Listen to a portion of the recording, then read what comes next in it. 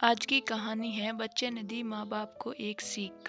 किसी गांव में एक बूढ़ा व्यक्ति अपने बेटे और बहू के साथ रहता था। परिवार सुखी संपन्न था, किसी तरह की कोई परेशानी नहीं थी।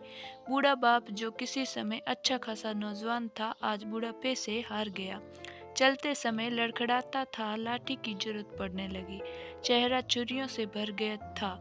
बस अपना जीवन किसी तरह व्यतीत कर रहा था। घर में एक चीज अच्छी थी कि शाम को खाना खाते समय पूरा परिवार साथ टेबल पर बैठकर खाना खाता था। एक दिन ऐसे ही शाम को जब सारे लोग खाना खाने बैठे, बेटा ऑफिस से आया और भूख ज्यादा थी तो जल्दी से खाना खाने बैठ गया और साथ में बहू और उसका बेटा भी बैठ गए। बूढ़े हाथ जैसे ही थाली उठाने को हुए, थाली हाथ से छिटक गई। थोड़ी टेबल पर दाल गिर गई।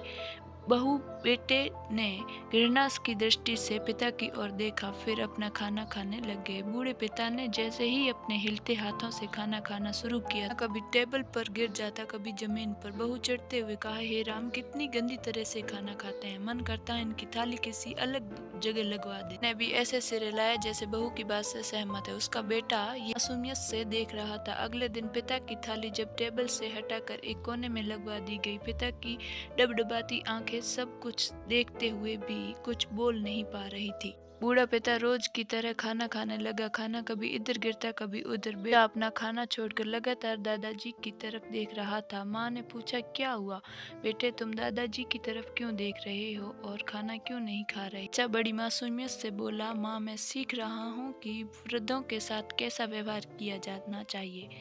जब मैं बड़ा हो जाऊंगा और आप लोग बूढ़े हो जाओगे तो मैं भी आप लोगों को इसी तरह कोने में खाना खिलाया करूंगा। बच्चे के मुंह से ऐसा सुनते ही बेटे और बहू दोनों कांप उठे। शायद बच्चे की बात उनके मन में बैठ गई थी, क्योंकि बच्चे ने मासूमियत के साथ एक बहुत बड़ा सबक दोनों लोगों को सिखा दिया था।